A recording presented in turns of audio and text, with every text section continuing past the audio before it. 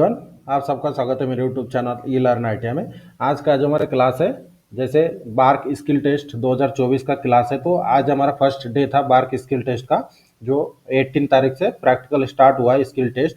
तो आज के पेपर, आज का जो 2 शिफ्ट में पेपर हुए है, तो 2 शिफ्ट में कौन कौन सा पेपर आया था आपको इसके बारे में हम पूरे डिटेल में जानकारी देंगे और बहुत सारे कंफ्यूजन भी आपका क्लियर करेंगे।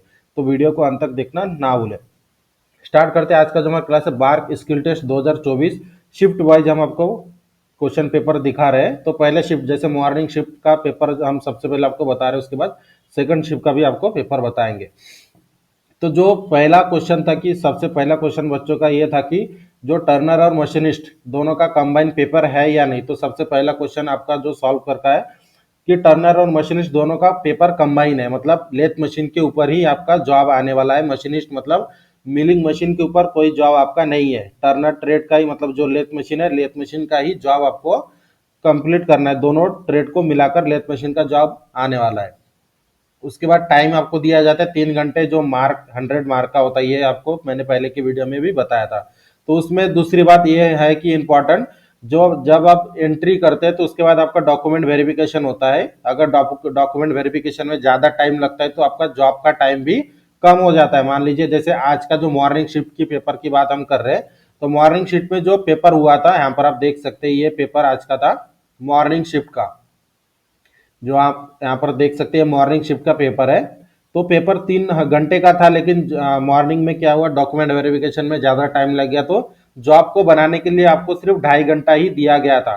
तो अगर कोई जॉब की प्रिपरेशन कर रहा है, मतलब प्रैक्टिस वगैरह कर रहा है, तो ध्यान में रखें कि आपका जो 3 घंटा मेंशन किया है, 3 घंटा आपको मिलेगा करके इसकी गारंटी नहीं है। कि अगर डॉक्यूमेंट वेरिफिकेशन आपका स्टार्टिंग में जल्दी हो जाता है तो आपको 3 घंटा प्रॉपरली मिलेगा। अगर उसमें कुछ कोई भी अगर कुछ प्रॉब्लम या फिर टाइम लगता है तो उसमें टाइम आपका जो आपका कम होते जा रहा है। आज की रियल कंडीशन जो मैं आपको बता रहा हूँ, मतलब फर्स्ट डे की, जो बार्क स्किल टेस्ट का फर्स्ट डे का, ये हो गया दूसरी बात। उसके बाद तीसरी बात यह है कि जैसे आपको एक डायग्राम दिया जाता है, ये जो जॉब का जैसे पेपर का फॉर्मेट मैंने आपको दिखा रहा हूँ, ये पेपर का फॉर्मेट है। नॉर्मली आपको पेपर जब आपको मिलता है तो मिलने के बाद आपका पेपर होने के बाद आपका पेपर भी लिया जाता है, वो पेपर बाहर लाने के लिए देता नहीं है। तो सबसे इंपॉर्टेंट बात है कि जैसे यहाँ पर आप देख सकते हैं जो जॉब का डायग्राम है, जॉब का डायग्राम मतलब मॉर्निंग शिफ्ट का, तो एकदम इजी डायग्राम, जैसे यहाँ पर आप देख सकते हैं इजी डायग्राम था। इसको बनाने के लिए आपको 3 घंटा दिया जाता है। 3 घंटा देने के बाद अगर आपका, जैसे मैंने स्टार्टिंग में बताया था, ज़्यादा टाइम लगे तो आपको टाइम कम होते जाएगा। तो ध्यान में रखिए कि जो हमारा जॉब है टर्नर मशीनिस्ट कंबाइंड, तो आपको क्या करना है, जैसे बैच वाइज आपका प्रैक्टिकल हो रहा है 21 का बैच। इसमें और एक एडवांटेज आपका ये है कि जैसे जितने भी आपका कॉम्पिटिटर है, मतलब जितने भी टोटल स्टूडेंट है जिनका बार्क स्किल टेस्ट है, तो उसमें 100% प्रेजेंट ही नहीं है। मतलब जिसका, जैसे आज मान लो 21 जन का प्रैक्टिकल था, तो उसमें से 16 जन ही प्रेजेंट थे एट प्रेजेंट आज के मॉर्निंग शिफ्ट में, तो 5 जन आपका कंपटीशन में कम हो गया। तो इस तरह से शिफ्ट वाइज जो पेपर में स्किल टेस्ट के लिए जो स्टूडेंट का है नंबर, तो वो 100% प्रेजेंट ही नहीं है। ये बात भी ध्यान में रखें कि इसमें आपका कंपटीशन कम होते जा रहा है। तो इसलिए कंपटीशन कम हो रहा है, मतलब आपको आपकी तैयारी भी कम करना है ऐसा नहीं है, आप पूरा फुल अपने तरफ से पूरी तैयारी रखें। उसके बाद बात करते हैं आज के जॉब के बारे में। तो जॉब का सबसे पहले, जैसे बड़ा डायमीटर यहाँ पर आप देख सकते हैं 33 मिलीमीटर है। मतलब ये जो जॉब है आपको करने के लिए आपका जो रॉ मटेरियल का साइज मिला मिला था 36 रफ साइज, उसको आपको करना था बड़ा डायमीटर कितना 33।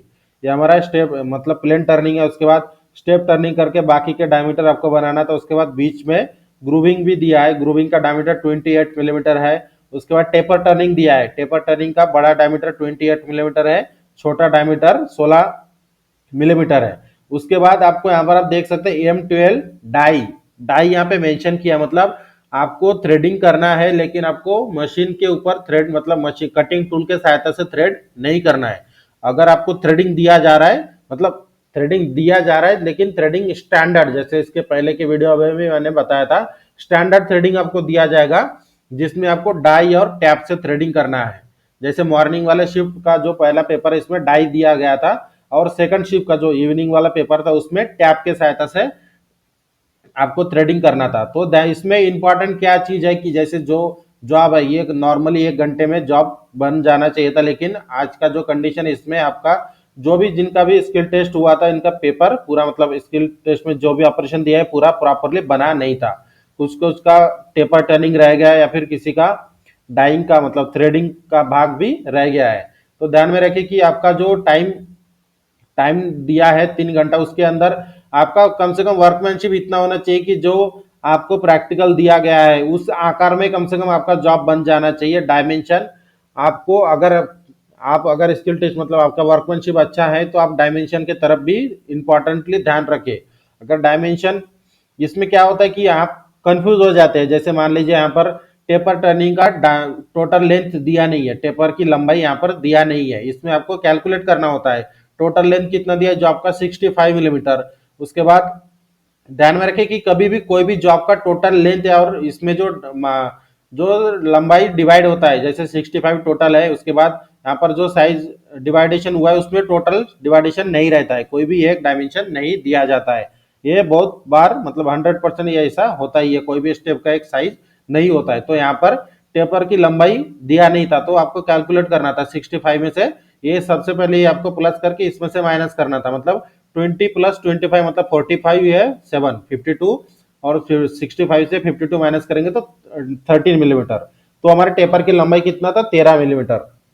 इसके बाद आता है आपका टेपर का एंगल, आपको कैलकुलेट करना पता होना चाहिए कि आप कौन सा मेथड से टेपर का एंगल आप कैलकुलेट कर रहे हैं, क्योंकि आपको टेपर का एंगल यहाँ पर दिया जाता नहीं है, तो इसमें भी यही इंपॉर्टेंट है। तो बड़ा डायमीटर और कितना दिया 28 मिलीमीटर, छोटा डायमीटर 16 मिलीमीटर, और टेपर की लंबाई जैसे हमने आपका भी कैलकुलेट करके बताया है तो इसमें आपका 13 मिलीमीटर है, तो इसके सहायता से आपको कैलकुलेट करना होता है।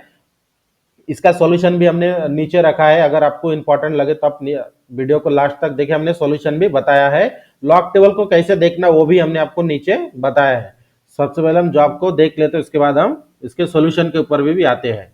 उसके बाद आता है आपका जैसे डाइंग। डाइंग कितना दिया है M12 का डाई करना है तो आपको पता होना चाहिए कि आपका डायमीटर कितना रहेगा, या फिर टैप जैसे सेकंड शिफ्ट में टैप के सहायता से थ्रेड करना था तो उस समय आपको पता होना चाहिए कि टैपिंग करते समय या फिर डाइंग करते समय उसका डायमीटर हमें कितना रखना है, इंटरनल डायमीटर या फिर एक्सटर्नल XYZ, जो उसका डायमीटर आपको कितना रखना है ये इंपॉर्टेंट होता है।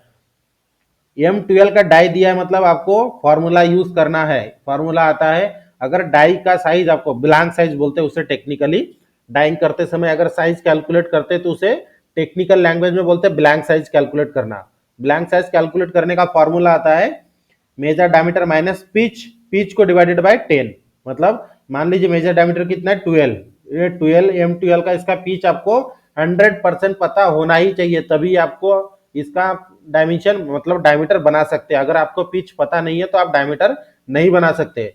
तो M12 का स्टैंडर्ड पिच होता है 1.75, मतलब ये जो पिच दिया है आपका पिच M12 का पिच कितना है 1.75, तो आपको डायमीटर कितना रखना है वही हम बता रहे हैं। जैसे 1.75 पिच है, पिच को डिवाइड करना है 10 से, मतलब 1.75 डिवाइडेड बाय 10 तो 0.17 आता है, तो उतना आपको माइनस करना होता है डायमीटर डाइंग करते समय।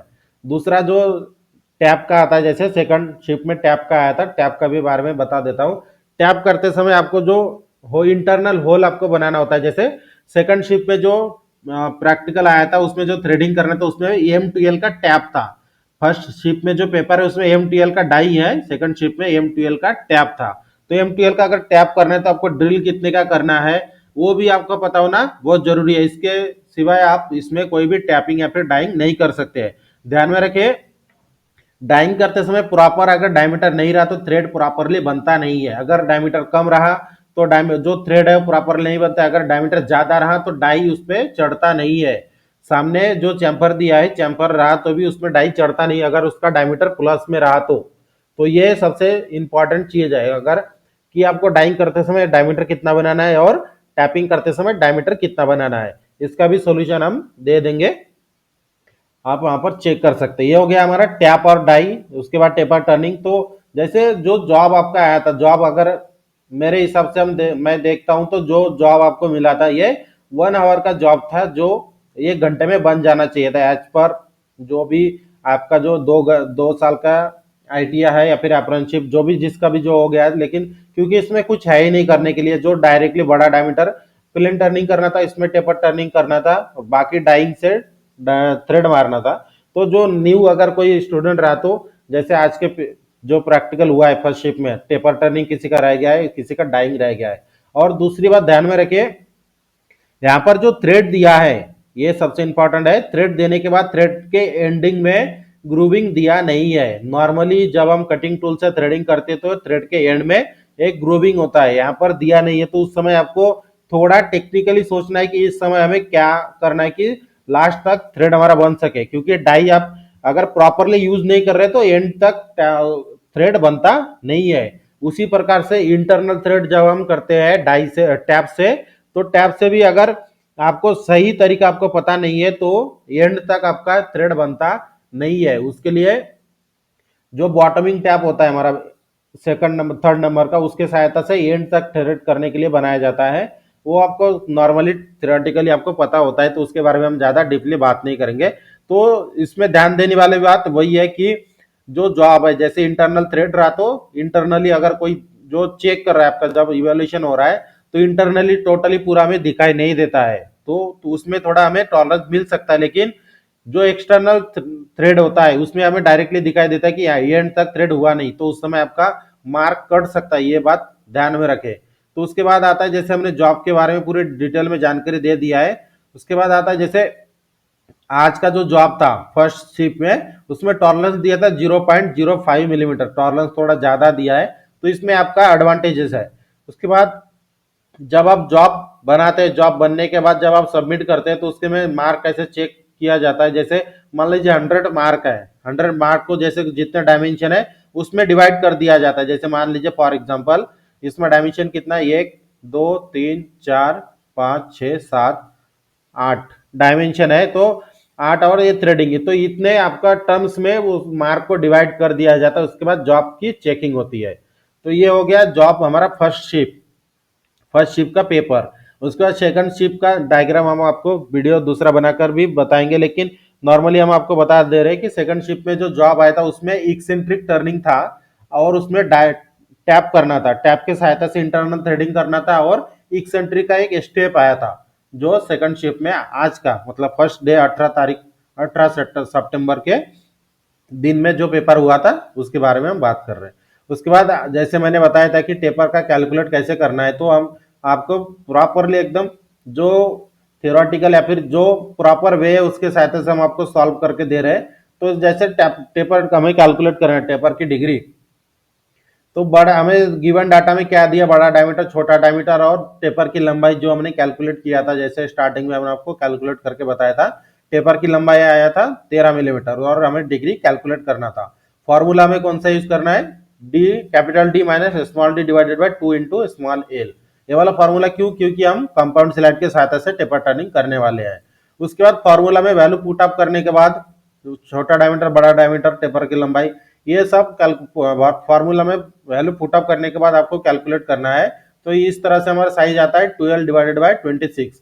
तो जब हम इनका मल्टीप्लीकेशन मतलब डिवाइडेशन करते हैं, भागाकार करते हैं, भागाकार करते समय ध्यान में रखें छोटे संख्या को बड़े संख्या से भाग देना है, तभी आपका ये साइज ऐसा आता है। ऐसा ध्यान में रखें, ऐसा नहीं करना है कि 26 को 12 से भागाकार करना है, नहीं, 12 को 26 से भागाकार करना है। उसके बाद जो वैल्यू आती है, इस वैल्यू को आपको नेचुरल टेंजेंट में चेक करना होता है।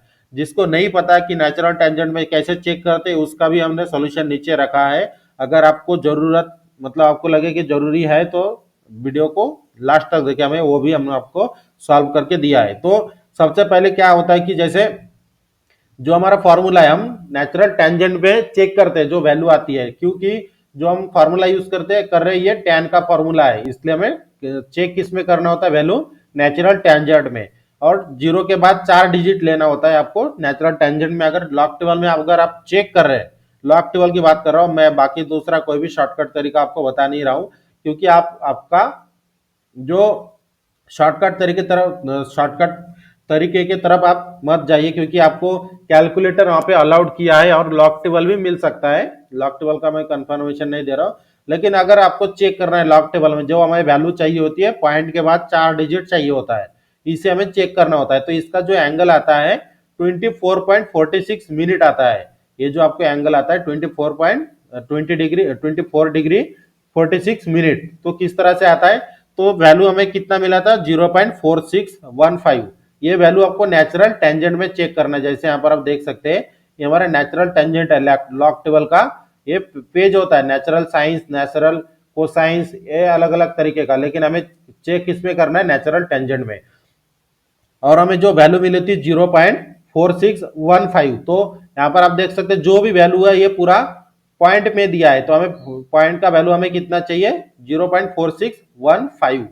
तो हमें चेक करना है 4615 कहाँ पर है। यहाँ पर आप देख सकते हैं 44 है, 46 चाहिए हमें, 45454545, ये हमारा 4615 चाहिए। एकदम एग्जैक्ट वैल्यू नहीं मिलता है हमें, ये मेन डिफरेंस है, माइनस करना होता है, माइनस प्लस जो भी है एज पर रिक्वायरमेंट के हिसाब से हमें करना होता है। सबसे पहले हमें जो वैल्यू चाहिए था 0.4615, तो 46 हमें मिल गया है। इसके बाद हमें सबसे पहले लेफ्ट साइड का जो फर्स्ट कॉलम होता है, जो डिग्री का कॉलम होता है, यहाँ पर आप देख सकते हैं डिग्री का कॉलम होता है फर्स्ट कॉलम।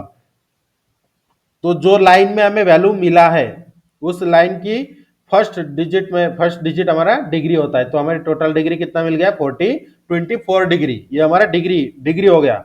उसके बाद जैसे जो जहां पर हमें जिस कॉलम पे हमें वैल्यू मिला है उसके ऊपर वाला साइज होता है मिनट का।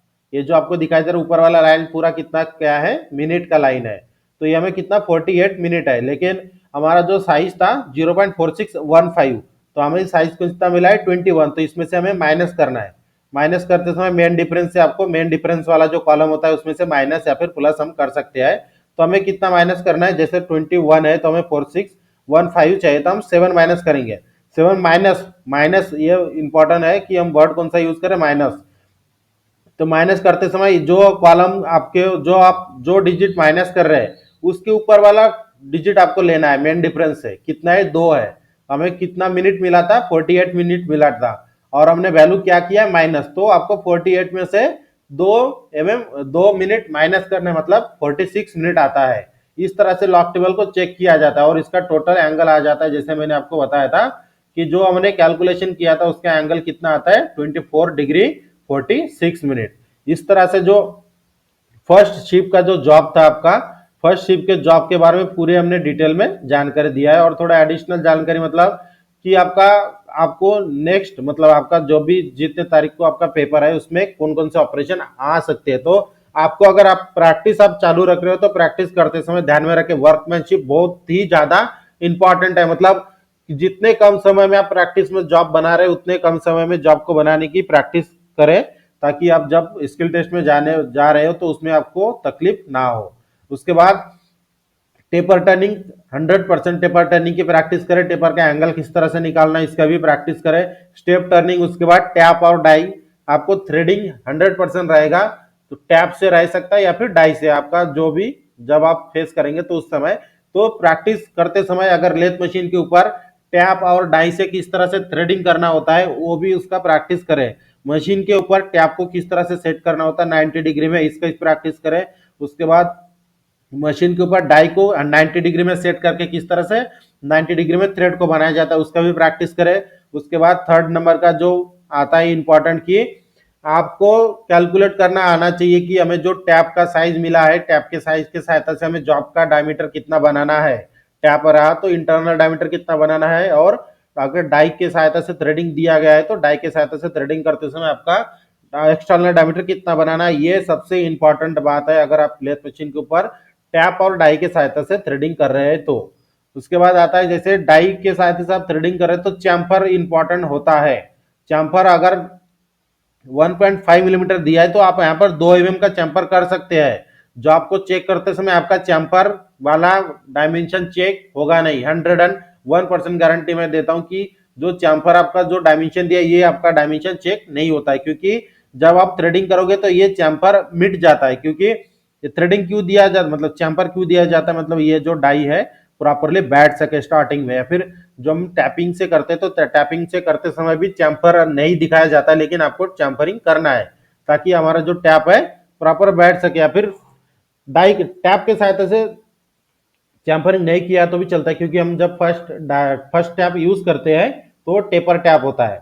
तो उसमें ऑलरेडी टेपर मतलब चैम्फर रहता है, लेकिन डाई में वैसा थोड़ा कम रहता है, तो उस समय चैम्फरिंग इंपॉर्टेंट है। आप ये चीज मैंने बता दिया कि ये चैम्फर का डायमेंशन आपका चेक नहीं होता है। उसके बाद इस तरह से आज का जो हमारा पूरा जो प्रैक्टिकली मतलब फर्स्ट शिप में जो पेपर हुआ है बार्क स्किल टेस्ट का फर्स्ट शिप में, उसका पूरा एनालाइज आपको बता दिया है किस तरह से आपको पेपर सॉल्व करना है। उसके बाद जैसे जब आप एंटर करते हैं मतलब वर्कशॉप में, तो आपको एक जो जॉब का डायग्राम दिया जाता है और उसके ऊपर आपका जो रोल नंबर मेंशन होता है और मशीन मतलब आपको कौन से मशीन के ऊपर काम करना है वो भी मशीन का नंबर मेंशन होता है।